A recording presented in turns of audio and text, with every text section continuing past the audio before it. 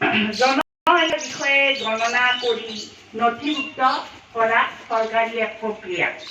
ইয়াৰ দ্বাৰা মানুহৰ সংখ্যা, লিংগ, শিক্ষা, বয়স এইবিলাক বিভিন্ন ধৰণৰ তথ্য সংগ্ৰহ কৰা হয়। দেশৰ বাজেট বিভিন্ন আঁচনি আদি প্ৰস্তুত কৰিবলৈ লোকপিয়ল অত্যন্ত জৰুৰী। ইয়াৰ উপৰি বিধানসভা আৰু লোকসভা সমষ্টিসমূহৰ নিৰ্ধাৰণ কৰাৰ বাবে এই তথ্য গুৰুত্বপূৰ্ণ। লগতে সমাজৰ দুখীয়া পিছপৰা শ্ৰেণীসমূহৰ কল্যাণৰ বাবে আৰু অৰ্থনৈতিক বৈষম্য দূৰীকৰণৰ বাবে লোকপিয়ল অত্যন্ত জৰুৰী।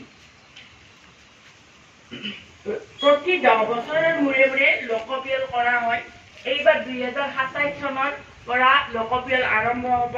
সেয়েহে অভিভাৱক অভিভাৱিকাসকল আৰু যিসকলৰ অভিভাৱক অভিভাৱিকাসকল অহা নাই তেওঁলোক সেইসকল ছাত্ৰ ছাত্ৰীয়ে যাতে ঘৰত গৈ বা চুবুৰীয়াসকলক লোকপিয়ল সম্পৰ্কে বিভিন্ন তথ্য জনাব পাৰে, তাৰ কাৰণে এই অনুষ্ঠানটি আৰম্ভ কৰা হৈছে। আজিৰ পৰা এই অনুষ্ঠানটি কিছুদিন ধৰি চলিব।